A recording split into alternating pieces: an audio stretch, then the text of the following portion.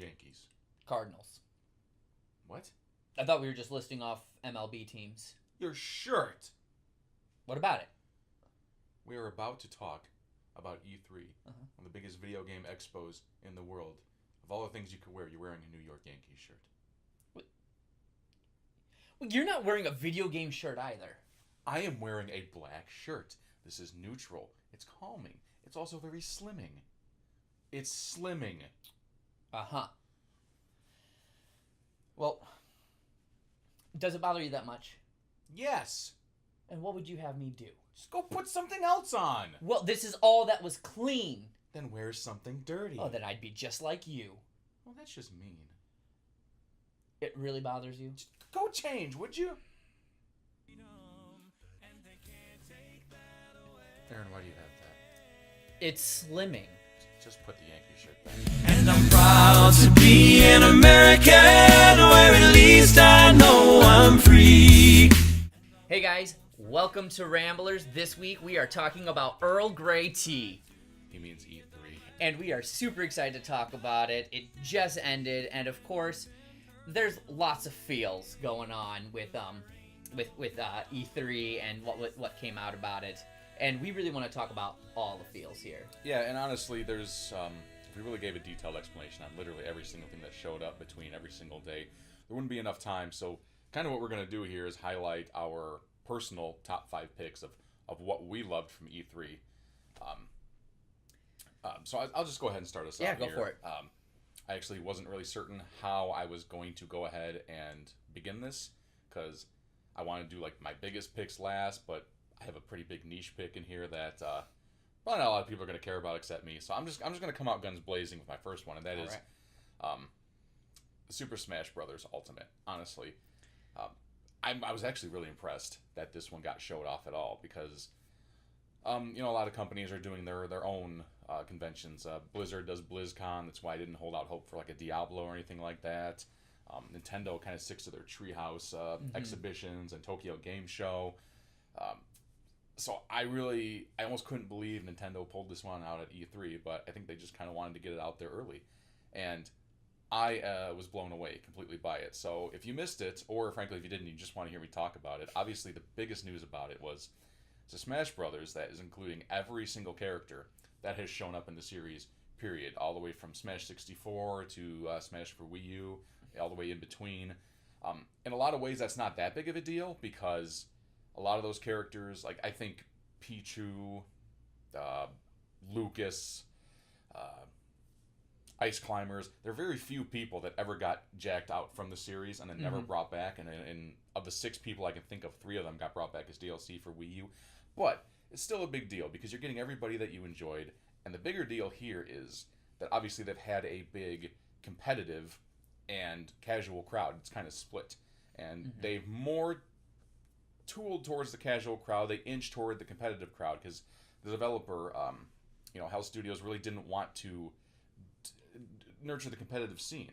Well, he sort of changed his tune on that a bit, because, frankly, there's 2 different systems at play now.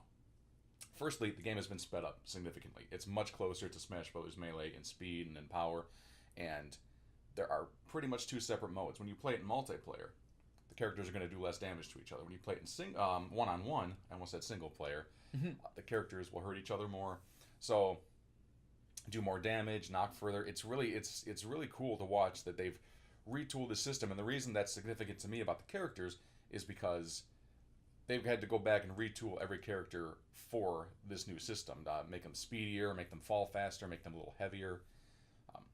All the stages from the games are being brought back. Really, I think this was just incredible. This was a huge move for fans of all the old series, fans of the competitive nature of the game, fans of the casual, want to throw items at each other. There's something here for everybody, and I'm actually absolutely in love for that. So, what's up? You opened your mouth. I thought you wanted to say something. No. I'm just a mouth breather. Oh, thank goodness. My next pick. Okay, so this was my niche pick I was talking about. Not a lot of people are going to care about, and that is Overcooked 2. Okay, I guarantee like 6 people if total watching the show are going to be like, they even know what Overcooked That's is. adorable. You think we have 6 people who watch this show? We have much more than 6. I'm saying only 6 is going to even know what Overcooked is. Overcooked is a multiplayer party game. Yeah, you can play it single player, but if you bought Overcooked to play by yourself, it's probably something wrong with your life right now. 1 to 4 players, just cooking. It's a little simplified, a little streamlined, but it's a big party puzzle game. Moving around this kitchen, slamming into each other, trying to get orders out as quick as possible. As you get up in levels, the kitchen shifts and is on conveyor belts, splits off into like lava pits. It's hysterical and awful and infuriating. It's the best thing ever. One of the big problems with Overcooked was that when it came out, it only had 4-player couch co-op. Now, honestly, in this day and age, say what you will about the internet age and the multiplayer age, I think as we get on in life, if a game has a multiplayer mode and does not include online multiplayer, it's kind of worthless, at least to me. Yeah, I mean, what kind of people sit together on a couch anymore? Losers, really. Yeah. But that joke aside, though, it's as we get older in life, a lot of us can't really. I mean, I can't have people over very often. I have very little time for games. A lot of my gaming friends are states away or hours away. So the big news here is that Overcooked 2, along with having more kitchens, more recipes, more foods, more everything, has moved to online multiplayer. That is huge for me. Okay, that is a selling point. I think I don't know what it takes as far as development goes. I don't know what the deal there is for not including that, but it's about time. So, third one, speak a little quickly about here because not too many details about it, but Last of Us 2. Yes. Absolutely loved Last of Us. If you have not played Last of Us, what the hell is wrong with your life? It's dirt cheap right now, the remaster for PlayStation 4. You can probably also play it on PlayStation 3, or just watch the damn thing on YouTube. You really owe it to yourself. And I think it's one of those things I wasn't surprised Last of Us 2 was being made. I mean, I kind of had it. Of course it is. It was tremendous. But getting that confirmation meant the whole world to me. Ellie is going to come back as our main protagonist. You're going to be playing as Ellie in this one. And I think that kind of further cements the emotional relationship you built up, having her be just the tag-along throughout the game. Pretty tremendous tag-along, too. It was a very, very merciful decision on Naughty Dog's part that she couldn't be spotted by enemies or break your stealth, which led to some hilarious stealth Ellie moments where she's just sitting out in the middle of a room and nobody can see her. Gonna lose that now that you are Ellie, but don't really know if in any capacity Joel's going to show up throughout the game, but kind of hoping for it. Right.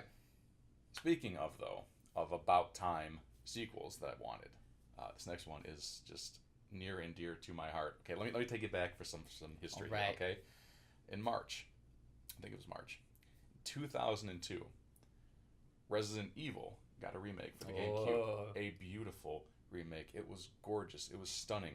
It was. I mean, come on. It came out on PlayStation 1 very early on, and forget it. You owned a PlayStation. You owned a PlayStation. We know what PlayStation games looked like, what they played like. So when Capcom completely ground up remade Resident Evil 1 for the GameCube, it was just incredible. It was amazing. I absolutely loved it.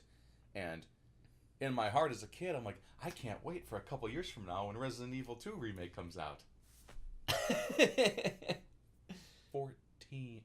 16, I'm good at math. Years later, I was certain it was never going to happen. It was going to be when Capcom is broke and needs money and knows they can get a few free sales that it'll come out. Oh my god, we got the video at E3. Resident Evil 2's remake, again, ground up, retooled, redone in a lot of ways. I think there's a lot of changes that are probably going to be added to the game. They're going to be inconsistent with the old game. I don't care. You saw it, didn't you? Yes, I did. Absolutely gorgeous. What I'm calling, because it originated there, the Resident Evil 4 movement and control scheme. I know some people really wanted them to go back to the fixed camera angles. You're living in the past. That was no fun. They really upgraded that with 4, 5, 6, and beyond. I know 7 went to sort of a first-person view. I didn't hate that. I know it got some complaints. I'm really happy with what I saw from Resident Evil 2. And it's one of those things where I'm ecstatic for a game that isn't going to surprise me. I've played Resident Evil 2 to death. I know how it starts. I know the middle. I know the end. I know all the secret paths. I know all the extra game. I don't care. I can't wait to play it again in better graphics, better controls, new remastered dialogue. It's I have no words. So with that, I'm going to close up on my last favorite thing here. It is the thing that had the least amount of details for it, and it might be the things that I'm the most excited for. And that is, you saw it, there's going to be an Elder Scrolls 6.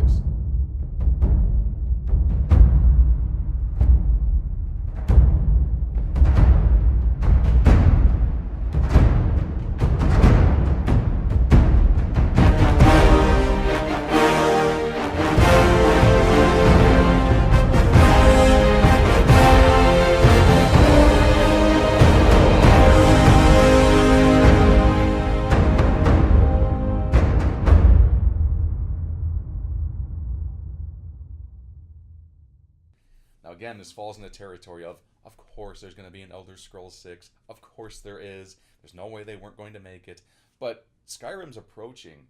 By the time Elder Scrolls 6 even thinks about releasing, we'll probably hit the 10-year mark that Skyrim had come out. And I'm still playing Skyrim to this day, quite honestly, and still enjoying it. I can go through the game 2 or 3 different times and still find things that I didn't find before. I have some skeptic ideas about Elder Scrolls 6. I wonder if they're still going to use seemingly 10 voice actors for the entire 1,000 NPCs they have. Yes, I know the cast is much bigger than that, but I mean, and you can't hire 1,000 voice actors, right. But it's still very noticeable when the same character voices 30 different people you've met. Every guard you meet, I used to be an adventurer, till I took an arrow to the knee. I used to be an adventurer like you, and I took an arrow in the knee. In the same voice, all the Redoran guards, all of the Norsemen, all the Dark Elves, they're that same guy from the Disney Channel. Every single one of them. But honestly, like, we know Bethesda at this point. Bethesda throws so much crap into their games. Crap is not the good word for that, but I don't know a better word for that. Just so much. How many times do we stay up till 4 in the morning playing Skyrim? Like 100 more of those. I'm just gonna do one more side quest. Oh, I need to get up for work in 5 minutes. I'm gonna call in sick today. One more side quest. Side quest. Seriously, and I want that all over again. I mean, I'm not gonna say I'm sick of Skyrim. Like I said, I'm still playing it, but I'm ready for something new. I'm ready for a new Elder Scrolls game. Ecstatic about it. And yes, I know I'm throwing all of this based on the fact that it was a 30-second a shot of what's obviously, in my opinion, the High Rock territory. All it was an Elder Scrolls overlay. That's all I needed. Just thank you. Just tell me it's coming. That's all I wanted.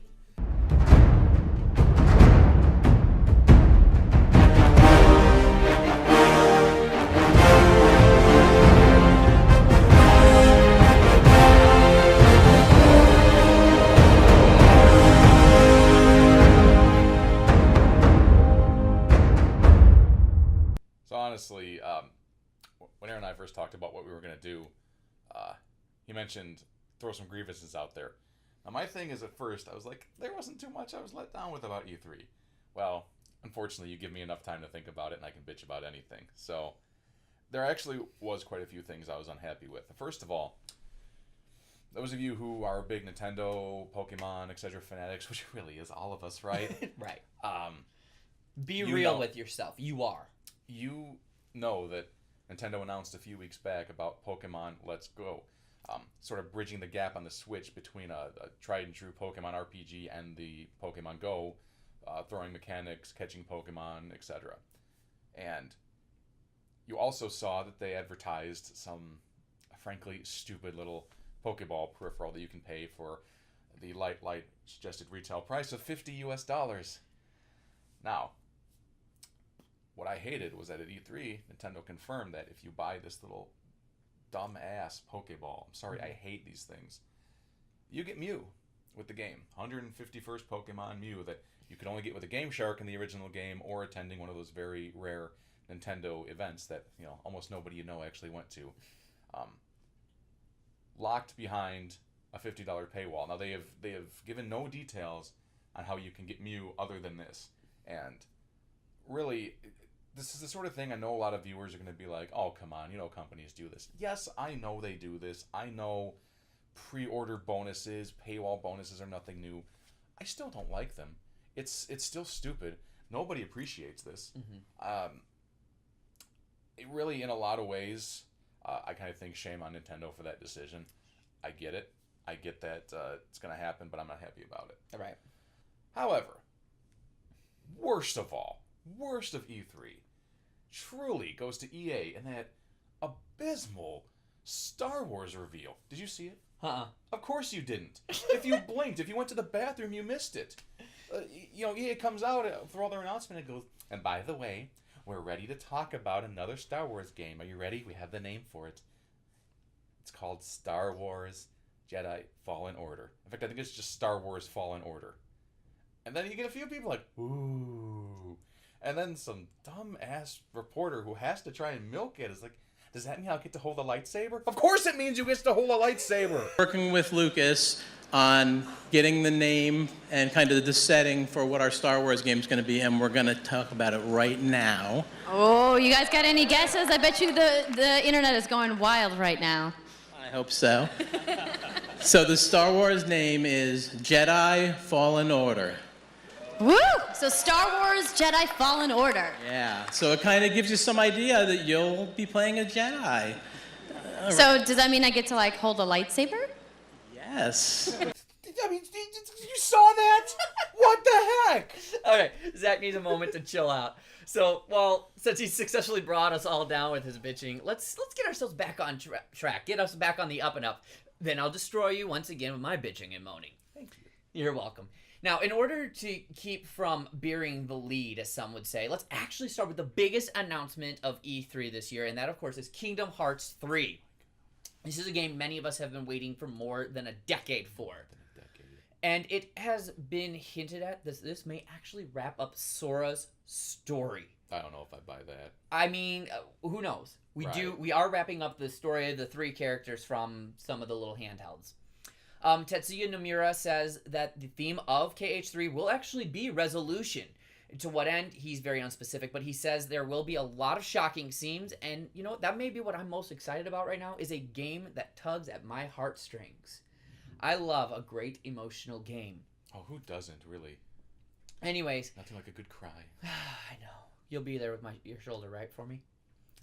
E3 revealed, of course, a PS4 Pro of Kingdom Hearts 3, and of course, a small price of $230 for a collector's edition. Yeah, I know. Don't worry, Rachel, I'm not buying that. Well, maybe now.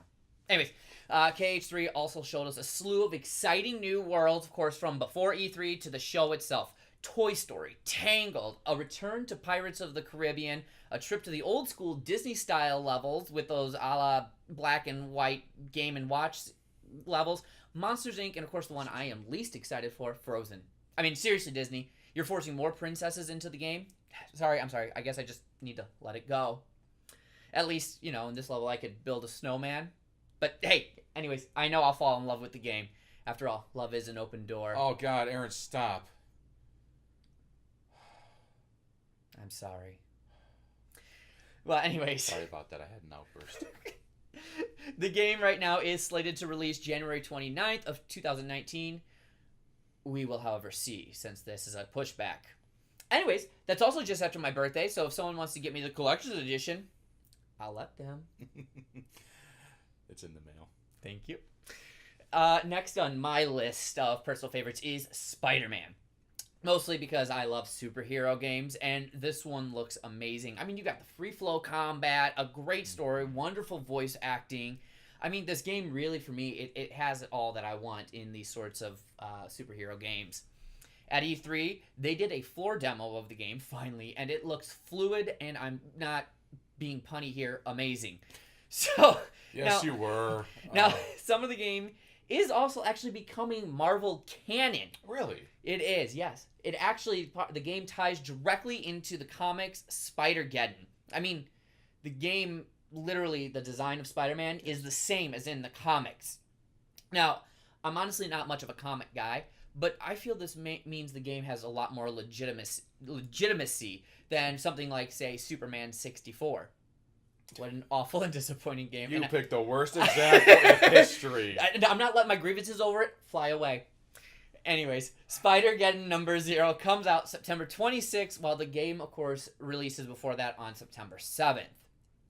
Now, this next one is a personal excitement for me because I want to be a child forever and never let go. You are a child. I know.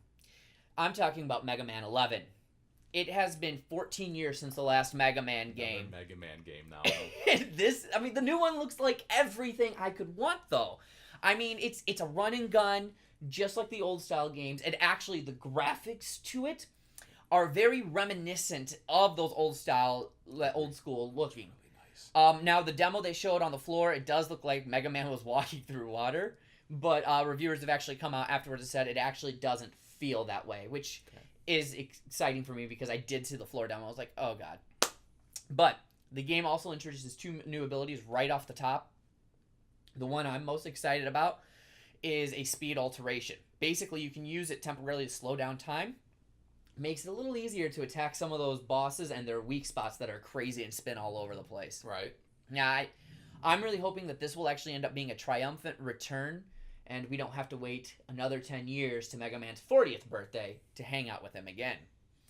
I guess they didn't even hit their 30th birthday. That was last year, but, you know. Given the situation at Capcom, I'm surprised we got another Mega Man period. So it's a blessing. No, really. It's true, yeah. One of my picks, however, that I'm really excited for has some back and forth reactions, and that is Assassin's Creed Odyssey. I knew you were getting to Assassin's Creed. Oh, what I'm excited is that RPG element it's bringing with it. And, I mean, this is a complete redo of Assassin's Creed. It's not like a skin remake like it's been in the past. This is a whole new thing. Takes place in the Peloponnesian War, 400 years for Assassin's Creed Origins, which really confuses me. But anyways, you get to pick from the get-go a male or female mercenary. Really? Yes. Now, the main story, they say, will eventually set up the Brotherhood and the Order.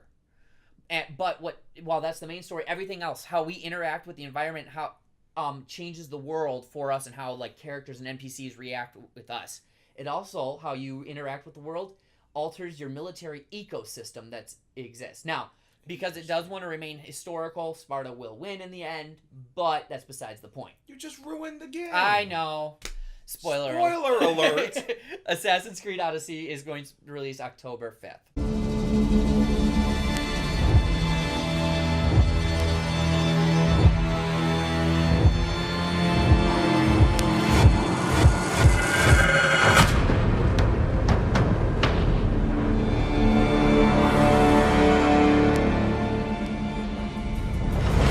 Finally, the last game I am most excited about is Battlefield 5. Now, I know, it's just another FPS. It's what they're doing with it that excites me. Of course, the return of destructive environments, which I love, but they're also releasing a Battle Royale mode. Thing that has me the happiest with it is the removal of loot packs and pay-for DLC. Really? Yes. I mean, that just has me very, very excited with that. Everyone just gets the DLC for free. But I also love the fact that Battlefield 5 is proudly having a female character on the cover and making females an option for the multiplayer. Now, this fact right here has upset some people. Well, I side with DICE on this. So, you know what? Get over yourself, you male chauvinistic... Aaron, chill. Happy place. All right, you said you're going to do a little better. You weren't going to go after some assholes. Yeah. You just said it. Anyway. Anyways. Now, before I get to my grievances, I want to talk about some honorable mentions. Sure. Because those were my favorites, but I really feel there's a few things that need to be mentioned. First and foremost, let's talk about Call of Duty Black Ops 4. The only reason I'm bringing this up is because they're having a Battle Royale mode. Because Call of Duty can't just handle being left in the background. Nope, they have to come forward with something stupid. Anthem, because I want BioWare to actually get this right, and the game looks so good. And finally... Oh dear. The Return of Master Chief. Which is the only reason I will probably get an Xbox. I can't believe you own that. Truly, the only thing I actually was disappointed by in E3, because you took everything else, was the PC show. I mean, plain and simple, it was boring. I made it through about 15 minutes of the PC show before I had to actually just turn it off. It's kind of like when I watch you talk. That was just plain mean. It was mean, wasn't it? I'm sorry. Well, with that, I suppose you can wrap up the show. Oh, really? Jerk. Okay, let me wrap this up. So, thank you so much for joining us. We really appreciate it. And, of course, if you want to show us that you appreciate us, make sure you go ahead, reach down below, hit that like and subscribe button so that you are giving us numbers. That's important. It's important if we want to monetize this show. We like numbers, the thumbs up, the likes, the follows, the fame, the footwear, all of it. Also, hit that bell icon so you know when the next episode comes up. Which, of course, is every Sunday, because we release a new episode every Sunday. This feels very redundant. Well, you know. That's us. Also, the script is going really slow. I was about to say. But you don't have to wait as long as our teleprompter is being. Head over to our Patreon page. For just $1 a month, you can become a member of our exclusive community. And, of course, you get early access to all of our video episodes. And then there are different levels from there, which get you pictures, behind-the-scenes footage, which Tanner never tapes, and access to the audio, and, of course, a very special episode. And don't forget, you can take us on the road by subscribing to us in the Anchor and iTunes. Yes, because you should not be watching us while driving down the road. You naughty, naughty person. Also, be sure to leave comments below. Let us know what your favorite and least favorite parts of E3 were. We would really like to have that discussion with you and tell you, if you disagree with us, that you are wrong. And we'll make you feel really dumb about it, too. It's true. We also want to know the kind of topics you want to hear about. See you next week.